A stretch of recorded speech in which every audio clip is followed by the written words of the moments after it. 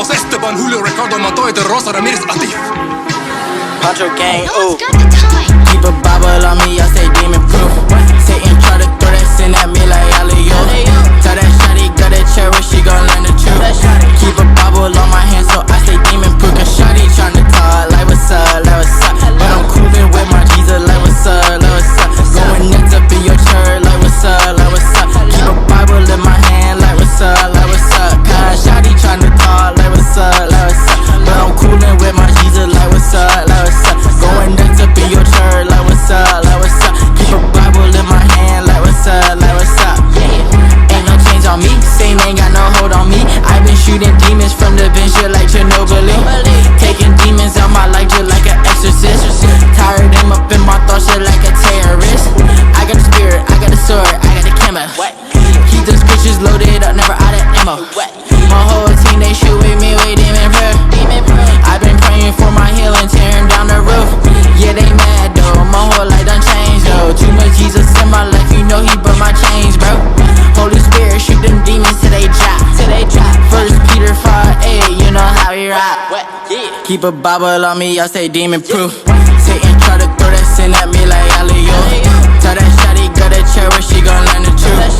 Keep a Bible on my hand, so I say demon proof. Cause shawty tryna talk like what's up, like what's up. But I'm coolin' with my Jesus like what's up, like what's up. Going nuts up in your church like what's up, like what's up. Keep a Bible in my hand like what's up, like what's up. Cause shawty tryna talk like what's up, like what's up. But I'm coolin' with my Jesus like what's up, like what's up. Going nuts up in your church like what's up, like what's up. Keep a Bible in my hand like what's up, like what's up. Yeah.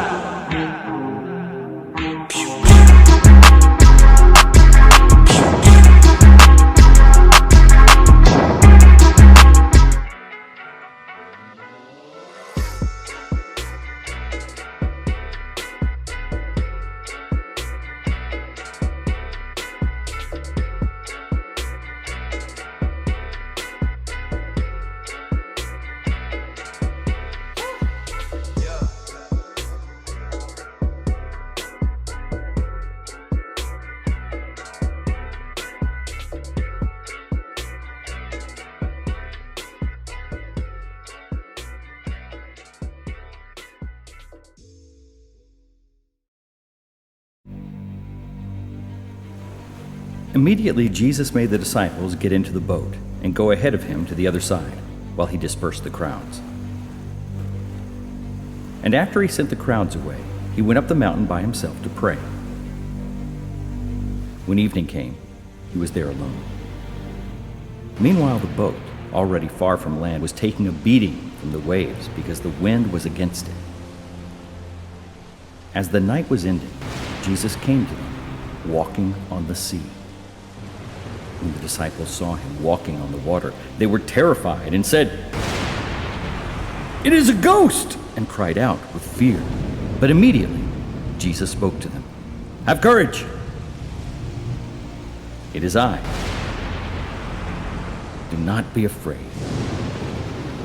Peter said to him, "Lord, if it is you, order me to come to you on the water." So he said, "Come." Peter got out of the boat, walked on the water, and came toward Jesus. But when he saw the strong wind, he became afraid, and starting to sink, he cried out, "Lord, save me!" Immediately, Jesus reached out his hand and caught him, saying to him, "You have little faith. Why did you doubt?" When they went up into the boat, the wind ceased. Then those who were in the boat worshipped him, saying, "Truly, you are the Son of God."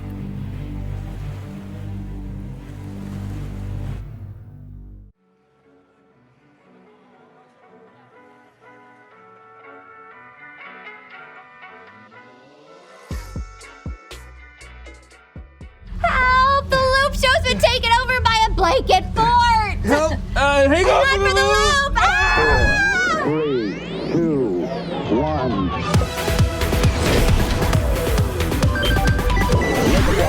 We have a lift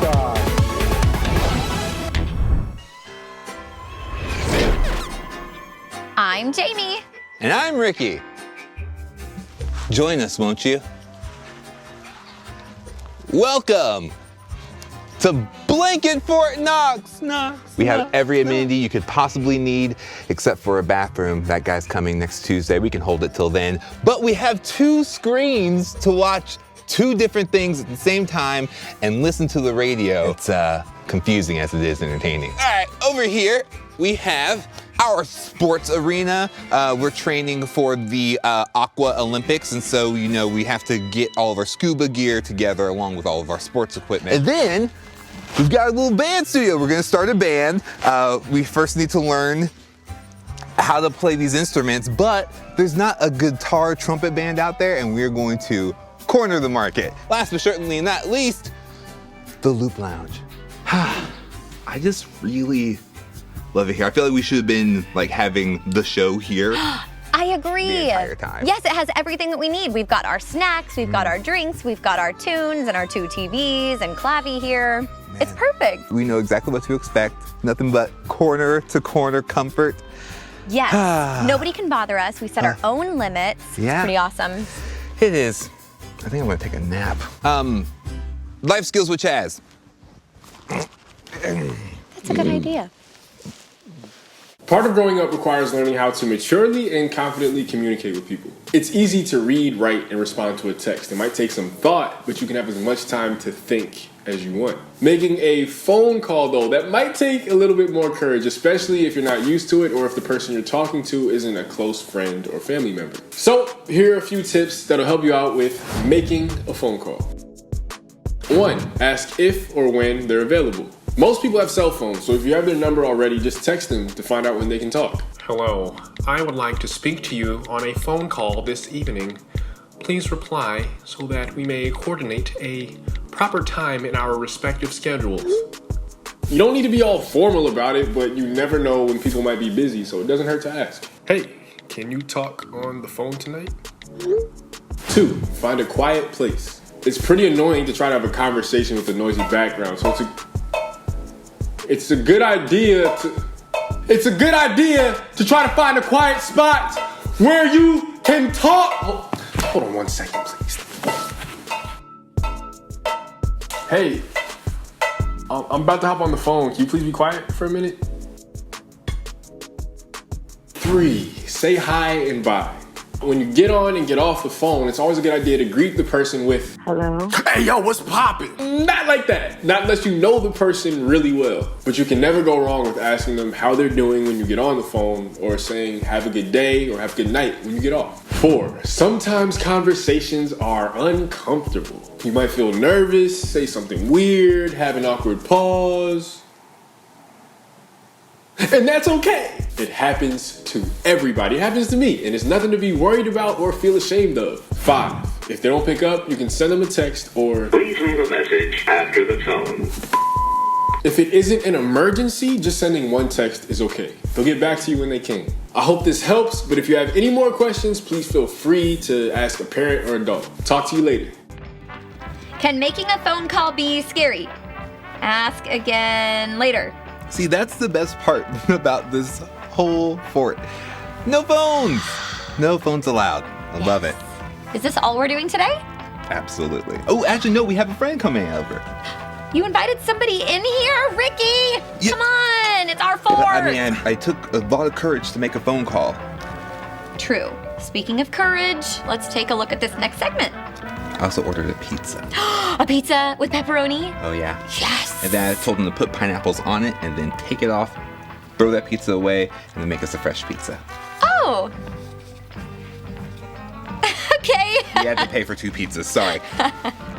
Hey Loop, it's Leslie. Have you ever had to do something scary, like giving a presentation or like finding a seat in the cafeteria, maybe even playing a sport at school? Well, for me, that scary thing is singing and playing guitar in front of other people.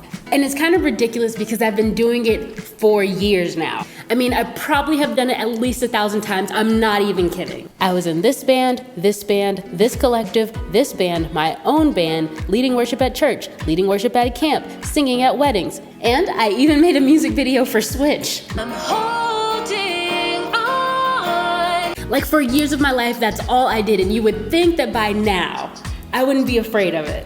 But no, every single time. I have to do this. Is there any way I cannot have to do this? I can't believe I said yes to this. Like, I've been dealing with fear my whole life, and it's the worst. Take, for instance, the last time that I had to get on stage and sing and play in front of people. Guitar. For me, fear shows up as hiding in the bathroom. Hi, I'm totally hiding in the bathroom before we go on stage. Over-prepping my notes, pacing around the space before the event begins, returning to the bathroom. This is what I do before I go on stage to try to get myself psyched up. To, I don't know, freak out, give myself another pep talk. I think it's gonna go well. There's definitely parts that I'm a little bit nervous about. Take a long walk, try to find some peace, start to pray. And then this moment, which is the worst, and then it's game time.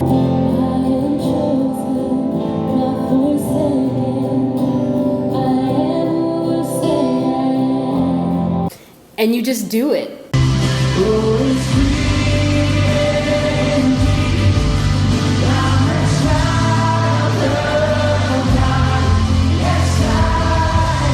Don't chicken out. You say, you know what? Here we are, and I'm doing this. And yes, my hands are shaking and my heart is racing and I am terrified, but I'm gonna do this.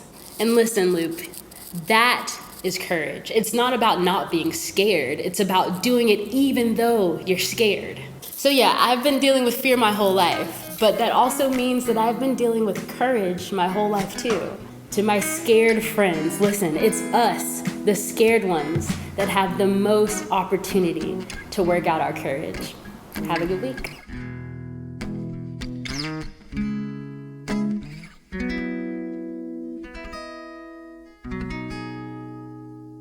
So while you guys were away, Sarah joined us in the fort. Hey, Sarah, welcome. Hey, cookies. Yeah, thank help you. yourself to You're whatever you welcome. like. Cookies, chips, foliage. Thanks for having me on the show. Yeah. We've been talking about courage. And so do you guys think that it's time that we go outside of the fort and do something courageous or you know, just be comfortable forever until the end of time. Just nestled in comfort. Well, I have a way for us to be courageous and stay in the fort. Ooh. Oh. I hear you guys like challenges. Yes. So I brought some popcorn for us to try. Oh. Okay, so the challenge is probably who can eat the most popcorn. Okay, I'm going to win this one. All right, let's do it. Actually, no, there's a twist to this one. Of course, this is the Loop Show. There's always a twist. All right, we have to eat the most popcorn blindfolded. No, I actually brought 3 different flavored popcorns for you guys to try. They're interesting flavors. Well, while we go pop some popcorn, why don't you guys check out Sarah's YouTube channel, Sarah Explains It All.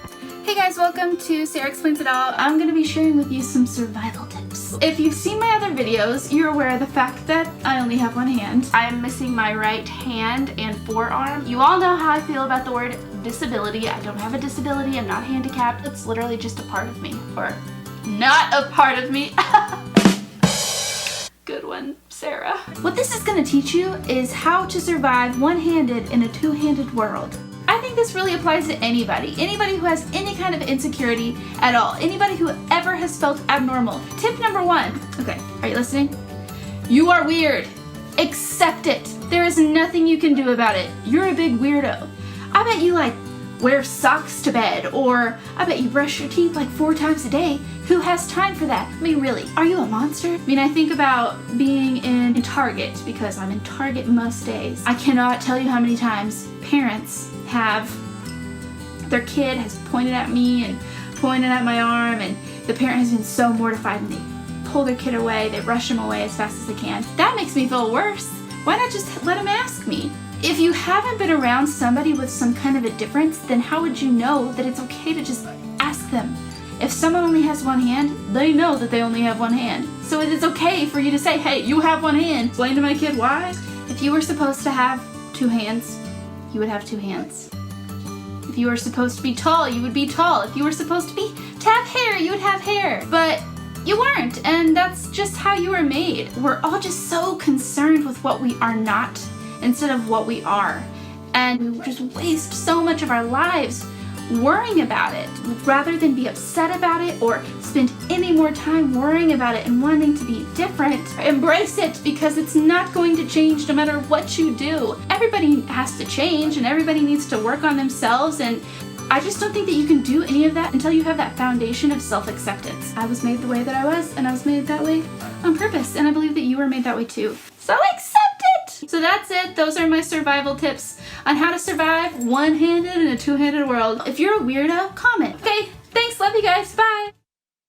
Well, the 3 flavors that we're gonna try today are ketchup, French toast, and pickle.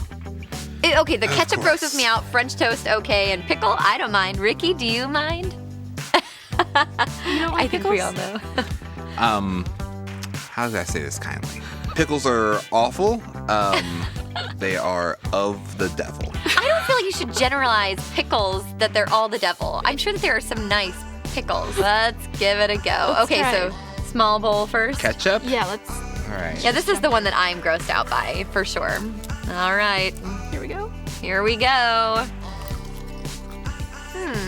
Well, Ugh, that's weird. it's very weird. Yeah. I kind of like it. You do really? Oh my gosh. It does taste like ketchup. That doesn't taste natural, but, No. but I still like it. French toast. French toast. Now this I am excited about trying because I love French toast. Oh, that's good. That's really good. That is good. I like it. Yeah. That's the end of the challenge, guys. Thanks, Sarah, for being here. Nice And, try, Ricky. I'm very sorry. I actually really like pickles. Oh. Oh. I expected it to be saltier. It's more of just that pickle flavor. I am uncomfortable. I'm so sorry. Not in our fort. You failed me for it. Oh. Why did you let this popcorn in there? Maybe this will get the taste out of your mouth. There's actually a bonus round. Bonus. Got one more to try. Is it extra pickle? It's shrimp. No. Are you serious? It's not pickle. I'll take it. It has quite the haunting aroma. Haunting Wow, I smell aroma. that is shrimp. Goodness. Yep. Ready? Yeah. Let's go. I'm still tasting pickle. I'm gonna need some more. That is gross. That's not bad. The shrimp? Well, I'm glad that you tried the pickle flavored popcorn, even though it wasn't your favorite. Thank you. It takes courage to do that. It takes courage to try new things. Everyday courage doesn't have to be some big extravagant thing. Sometimes it is as simple as trying something new, or saying hi to somebody at school that you've never talked to before, or even just sharing your feelings and your ideas with your friends and the people around you. Yeah, you're so right. And I really did just want to thank you for being courageous and stepping out of your comfort zone and making your YouTube channel and just sharing your story. And because I know that it's going to encourage other people. I know that it can be really hard to talk about our vulnerabilities. So thank you for being so courageous and doing that. I know that I seem, really outgoing and that kind of stuff, but sometimes I get really nervous to talk to people, and just thank you for encouraging people to be courageous. You showing your courage kind of gives other people permission to show their courage. Like, oh, well, she can do that. I can do that. So thanks. Well, as my pastor says, we may impress people with our strengths, but we connect with them through our weaknesses. It's really, really true. So maybe we should step out of our comfort zone. No, not our comfortable fort. So we gotta cancel the plumbing guy. Oh yeah, he was gonna be here on Tuesday. Yeah, Tuesday. Well, now we don't have to not go to the bathroom until Tuesday. Okay, fine. We'll go. We're gonna step out of our comfort zone. Here we go. Deuteronomy 31:6. So be strong and courageous. Do not be afraid and do not panic before them. For the Lord your God will personally go ahead of you. He will neither fail you nor abandon you. Well, thanks for joining us today, Sarah. And thanks for helping us step out of our comfort zone. Today, you took baby steps into the unknown. And what about you? Are you ready to try something uncomfortable? Are you? Are you ready? Don't scare them, Ricky. Remember, when you are courageous, God will never abandon you. Try something risky. Be limitless. Be strong and courageous. Sarah, do you want to help us sign off? I'd love to. Enjoy the ride!